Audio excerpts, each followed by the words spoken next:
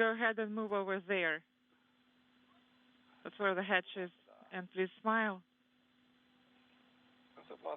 Moscow, this is Irkut 1. The hatch is open. Copy. Excellent. Great news.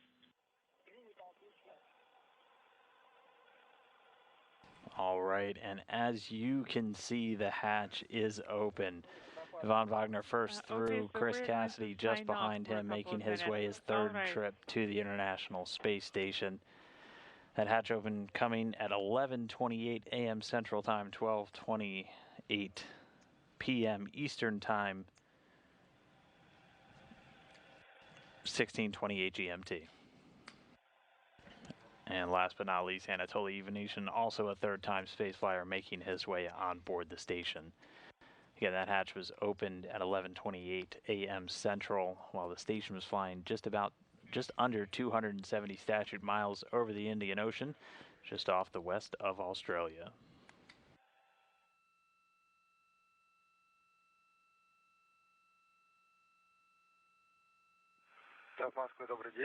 Mission Moscow. Good day to you. Good day to you.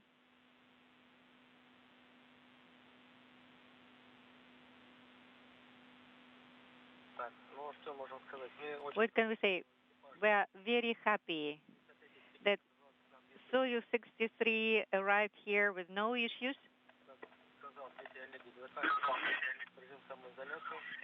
And I understand this is we are self-isolated here on the station. We are ready for handing over, and after that we are going to leave the station in the good hands. We are very happy that we have arrived to the station. Just a month ago, it was unexpected for us. We didn't know we are going to be here. We started preparing, we were training, and everything worked out well. We are here. The vehicle performed excellently. The station is great. We can only confirm again that the technology is operating well. We are happy to be here on the station. We are not going to spend much time with them, but this is going to be a great time. Good day to you. Congratulations. Wish you to perform and complete the program. Perform well. Thank you. Thank you. So, a word to Mission Control Houston. Houston, this is Station. Hello, how are you doing? Station Houston, we just wanted to say congratulations to the entire crew and the teams on the ground that made this all possible. Chris and Anatoly, congrats on your third successful arrival at the International Space Station, and a special congrats to Ivan on his...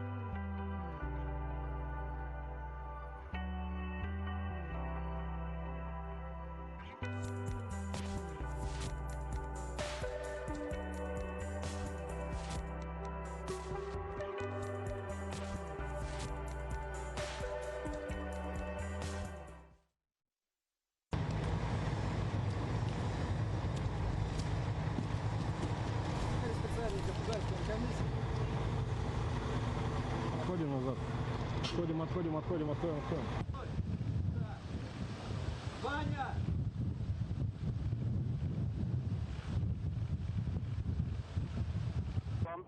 Main one. And liftoff. Cassidy, Ivanishин, and Wagner on their way to the International Space Station.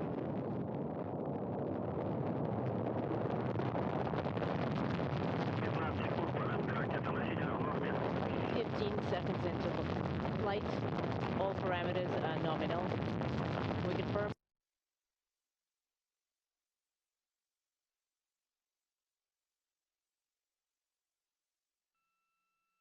Hey, Jessica, thanks a lot. It really means a lot to be back here and representing all of the Johnson Space Center and all of NASA, really, to get this mission going. It's going to be a really exciting year in our manned space history for all the obvious reasons, and we hope to start that off at some point by welcoming Bob and Doug. But for today's purposes, the launch was great. As Anatoly said, the spaceship worked beautifully, and we're just really happy to get here. Thanks for kind words, Jessica.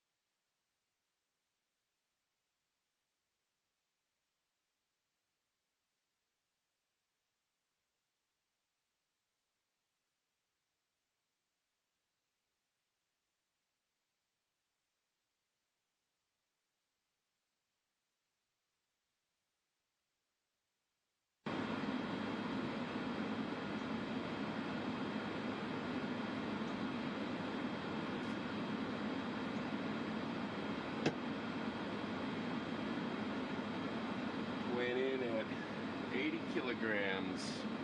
Pretty good.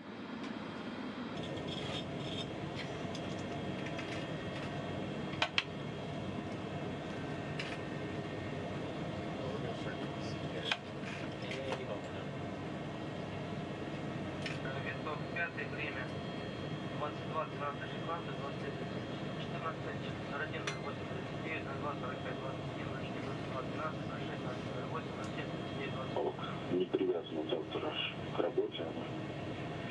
5178.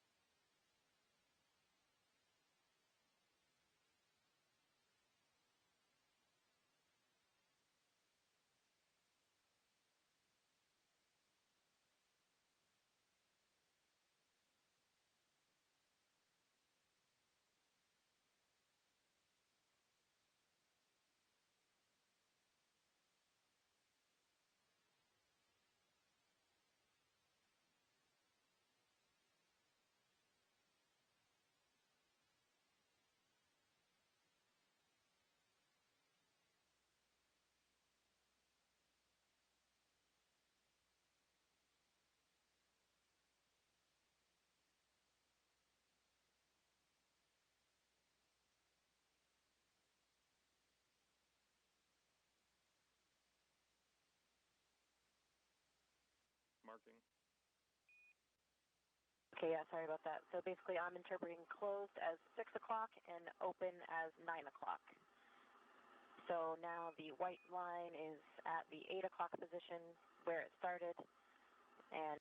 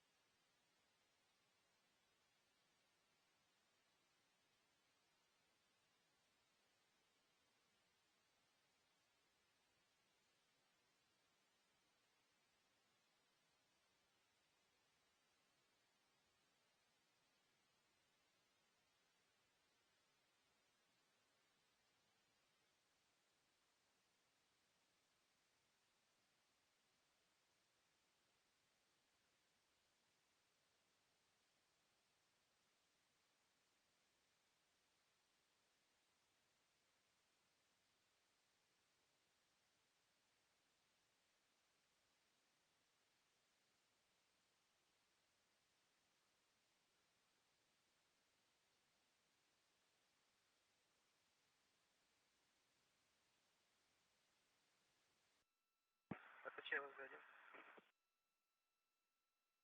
Ну, готов пообщаться?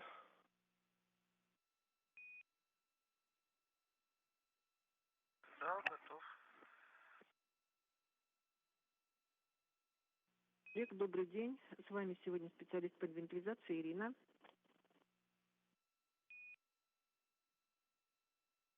Добрый день. У нас на сегодня радиограммка 49. Serial number 2 Delta from inside LSG and 3 Delta from the outside. That goes back in that 1.0 CTB 5444.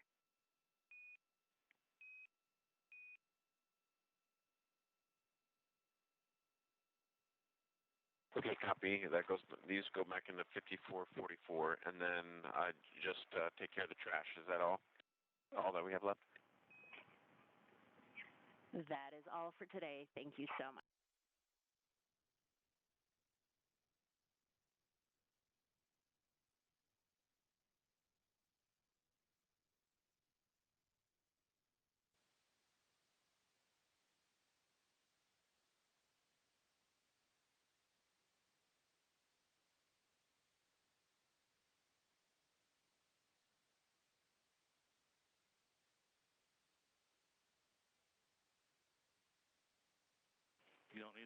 You don't want to go any further, otherwise things can come apart and you'll be chasing parts then.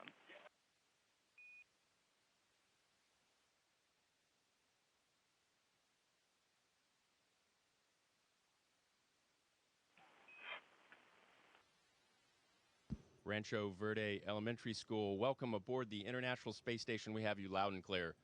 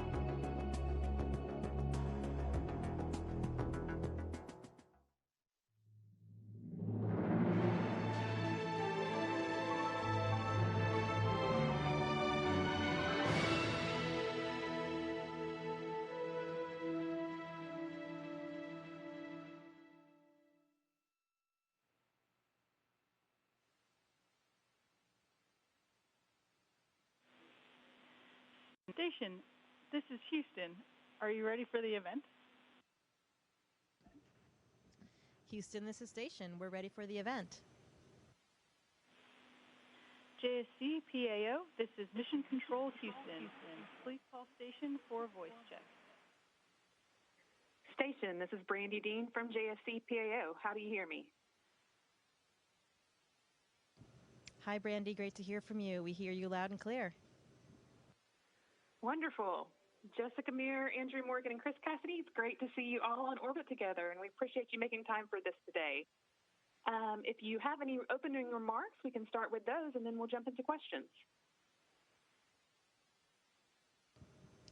I think, first of all, we would all like to just give our thanks to the doctors, the nurses, all of the medical personnel, police officers, firefighters, really everybody that is on the front lines down there doing their best and really sacrificing their own lives, putting their lives on the line for all of the human race down there. We give our profound thanks and heartfelt thanks to all of them, and especially since we're up here unable to really contribute to the fight. So thank you very much. Your efforts are appreciated. Thank you so much for that. We'll get started on questions now. For participants, please press *1 to let me know you have a question and *2 to withdraw your question if needed. We are operating a little differently than usual, so we will see how this goes. But let's start with Chris Davenport from the Washington Post. Taking the time, it's Chris Davenport from the Washington Post. I wonder, since we're all living under quarantine, if you have any advice for people who are been cooped up in small places. And for Chris Cassidy specifically, I wonder if you could talk about what the launch was like for you without having, your family and all that celebration for the usual send-off. Thanks, guys. Hi, Chris. Nice to talk to you again. I'll leave the advice part to my colleagues that have been here for 6 months, and I'll answer the part about what was the launch like. I can tell you one thing: no matter how many times you ride on a rocket to space, it never gets old or, oh, I know how to do this.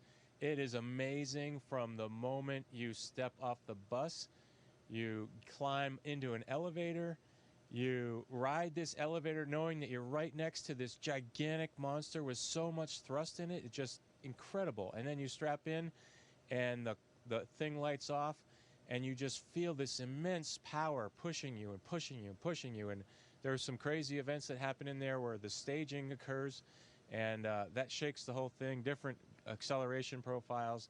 And then finally the engine's cut off, and you're strapped in and not moving anywhere, but you feel like you're kind of tumbling around head over heels until your brain settles out and kind of figures out what the situation is. So the ride was amazing.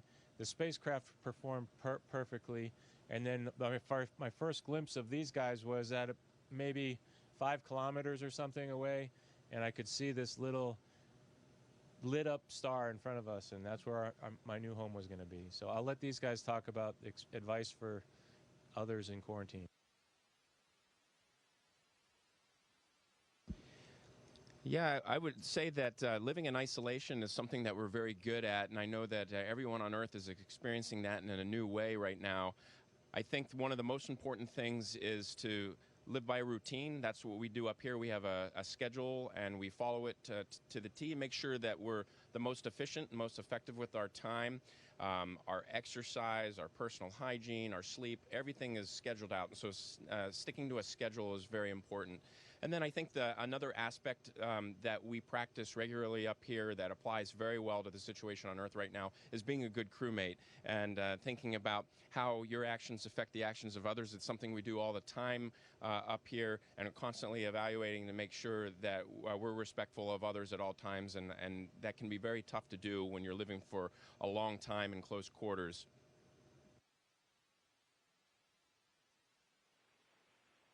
Okay, great. Next, we are going to go to Bill Harwood with CBS. A quick question for Jessica. Since you launched, obviously all of this has happened after you left the planet.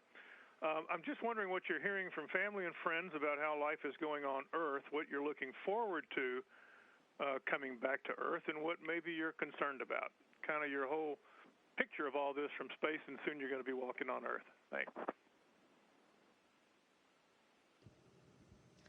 Yeah, Drew and I have spent a lot of time talking about that. It is quite surreal for us to see this whole situation unfolding on the planet below.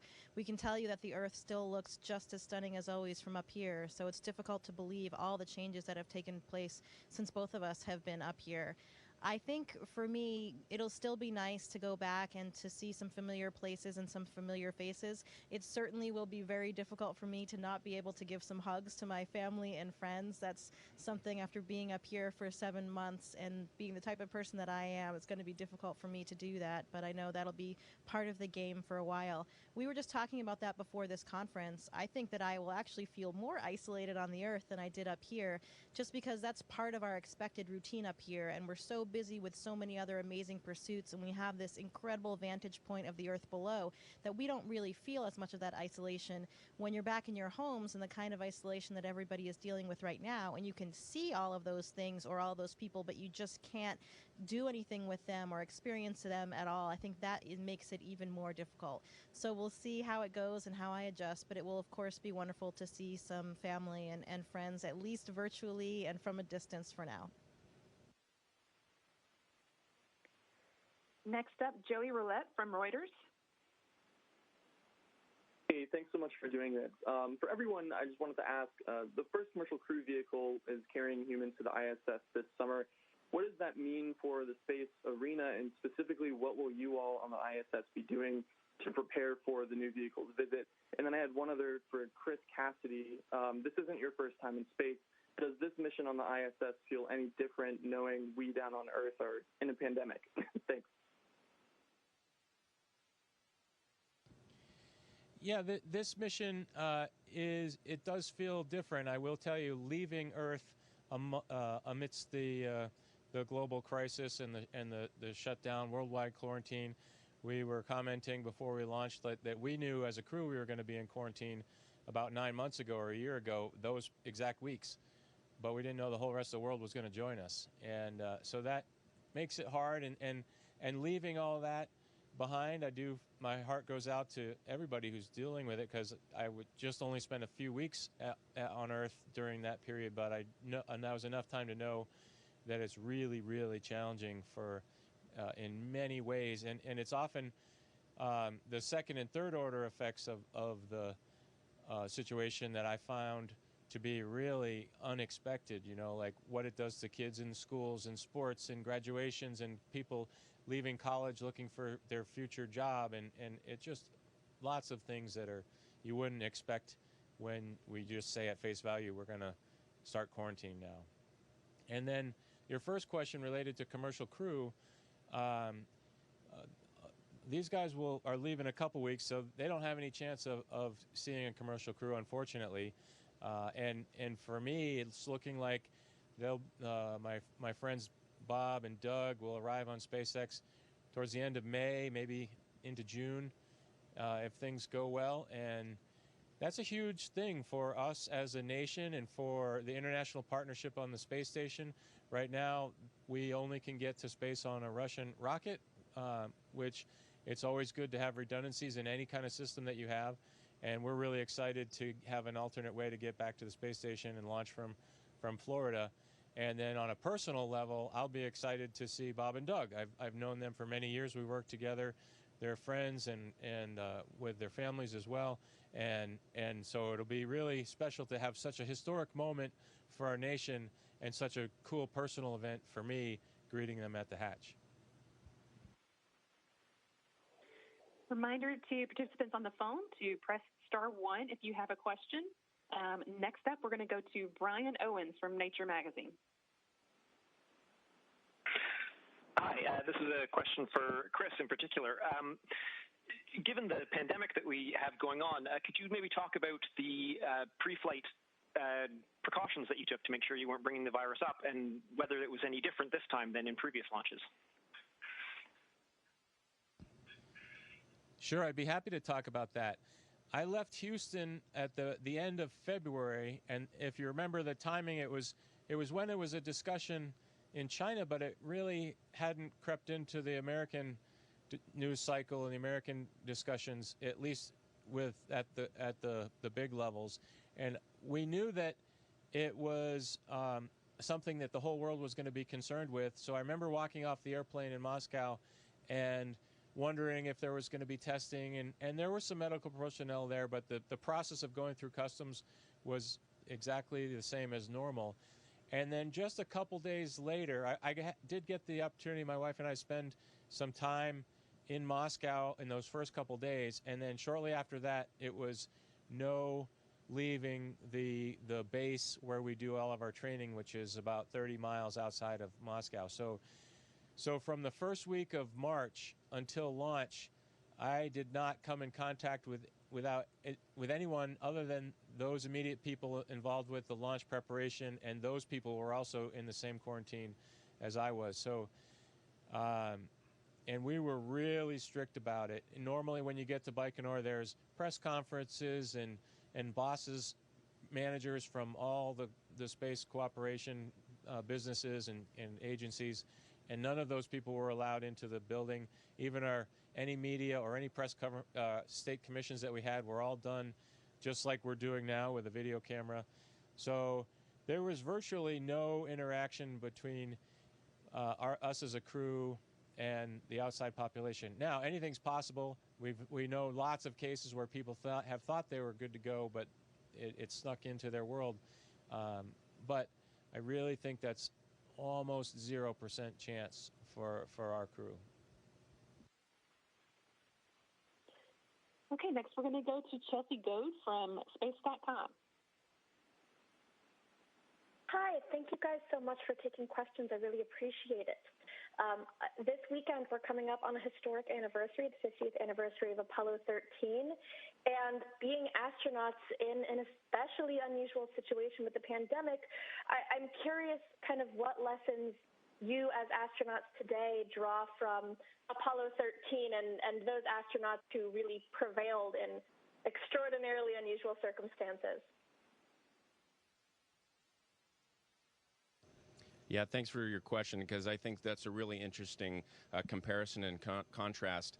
50 years ago, when Apollo 13, they had a crisis in space, and the flight control team, mission control on the ground prevailed through their ingenuity, their professionalism, and brought the crew home safely. And now Jessica and I are going to land. We're on board here during the the anniversary of Apollo 13. We're going to return to Earth. I believe that our landing date corresponds with the landing date of Apollo 13. And once again, now there's a crisis, and the crisis is on Earth. And once again, the mission control centers, the flight control team are going to bring us home safely. And they have been affected by this just the same as everyone. It's changed the way that mission control operations worked. They're actually doing handover between shifts, between two different rooms to minimize the contact, but yet here they are persevering, and through their ingenuity and their professionalism, they're going to return us to Earth safely, just like their predecessors did 50 years ago. Thanks, Drew. Next, we're going to go to Kira Mirza from the Red Bulletin. Hello. Thank you very much for taking my question. I'd like to ask, how can we learn and adapt from the challenges we have been given at this current time in a positive way for the Earth and humankind? Is there any positive and inspiring advice you can give us going forward?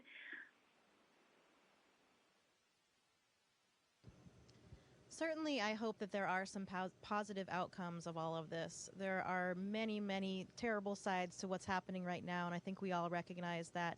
But what we can do is to try to find the silver linings and the positive elements. One of those that some of my family and friends have been talking about back home is the connections that they've been able to foster with their loved ones. Some people have been reaching out to family members or more regularly corresponding with people than they were before this pandemic. So I think that it is bringing a little bit more of that innate human element out and reminding people of their priorities and reminding them of what is truly important. So hopefully we can take a little bit of that, cherish that, and move forward and continue to treat each other a little bit more humanely even after we come out of the other side of this pandemic. for us, adapting to change and unanticipated obstacles that we might encounter is really just a part of our everyday job. And that's one of the things that we do and try to select astronauts for and prepare astronauts for. I think the same now goes as a big challenge to all of those down on Earth to try to rise out of this from the other side, bringing something positive and taking something positive away from it. It is certainly a challenging thing to do, but I know that some of the positive stories that we've seen from some of the heroes on the front lines, for example, and some of the connections that people are having are really bringing some of that to light. Thanks, Jessica. Next, we're going to go to Ken Rice from KDKA-TV in Pittsburgh. Good morning. A question specifically for Colonel Morgan. I'm curious, how closely have you, as a physician, been able to follow what's happening on Earth? And what are your thoughts on what it's going to be like returning to a world that is so different than the one you left? And what message might you have for your family and friends back here in Western Pennsylvania? Yeah, well, first of all, I'd echo what Jessica has already said about just the sense of pride that we have in our first responders and medical professionals all across the world and at home in the U.S. that have risen to this occasion and are putting their lives on the line. As an emergency physician, I understand what it's like to be at the doorway of a hospital or a field hospital or the front lines of combat, and that's exactly the situation that physicians and first responders and healthcare workers are finding themselves in across the globe right now.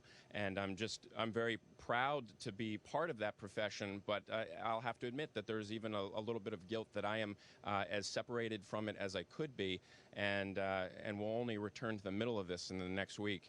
We all expect that the Earth changes. You know, in the 9 months that I've been up here, if there was no pandemic going on, the Earth had changed. You add this layer to it, and it's very hard to fathom. We're able to watch the news up here.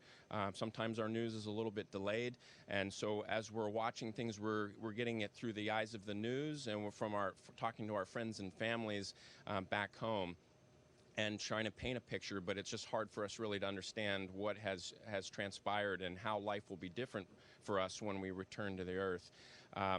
Speaking of friends and family, you know, my roots go very deep in Western Pennsylvania, back several generations, and that is what I have adopted as home. Even though I didn't grow up there, it is what I do consider home, and I've thought, you know, I've taken little pieces of who I am up here on the ISS over the last 9 months, and Western Pennsylvania came with me as well. So it's been a real pleasure, real honor to represent that part of the country, that part of Pennsylvania, the Pittsburgh area, with me up here on the ISS. Okay, we're going to try and squeeze in one more. This one from Brad Rogers with WGME 13 Portland. Well, my question is for the two Mainers. How are you guys both doing up there? And, you know, a lot of people here are watching in Maine. Any message for the people of Maine? And Jessica, what are you going to miss most about space? There are so many things that I'm going to miss. Probably the most is the view out of the cupola or any other window when we're looking down at this planet below with all of the people, everybody in Maine, everybody in the United States, everybody in the whole world, and everything that we've ever experienced down there. The feeling that that gives you as a human, it's quite difficult to put into words. To everybody in Maine, you know, Chris and I are so excited to be up here together. We know that it means a lot to people down there, and so it'll be only 8 short days of our overlap, but we plan to make the most of it.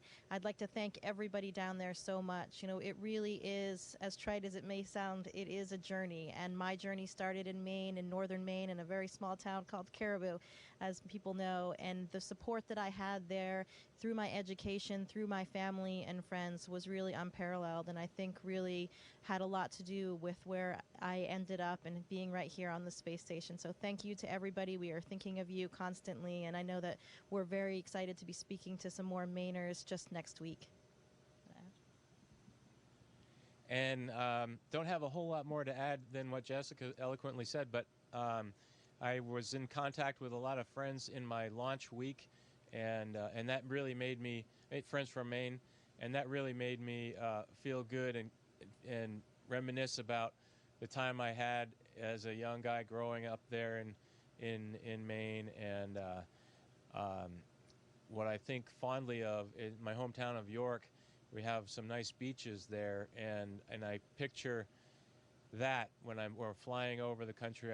I can picture the coast of Maine, the smell of the seashore and fresh mowed grass in the summertime along that same area. Smells are a thing we don't really get to enjoy up here so much. At least I think so. But I'm just so proud to be from Maine, and I say hi to everybody there. I know they're struggling with the quarantine just like the rest of the world is, and I just want to say thanks to everybody down there for supporting our mission, and we're excited to be here representing the state. Thank you so much, Drew, Jessica, and Chris. We really appreciate you making time for this. That's going to be all the time that we have for questions today. But for those tuning in, be sure and come back at 1:20 p.m. Eastern on Monday when Chris and Jessica will be talking with students across their home state of Maine. You can watch that here on NASA TV, so we'll see you then. Thanks to everyone who participated. Station, this is Houston ACR. That concludes our event as we count down to 20 continuous years of humans living and working on the International Space Station. Thank you to all participants. Station, we are now resuming operational audio communications.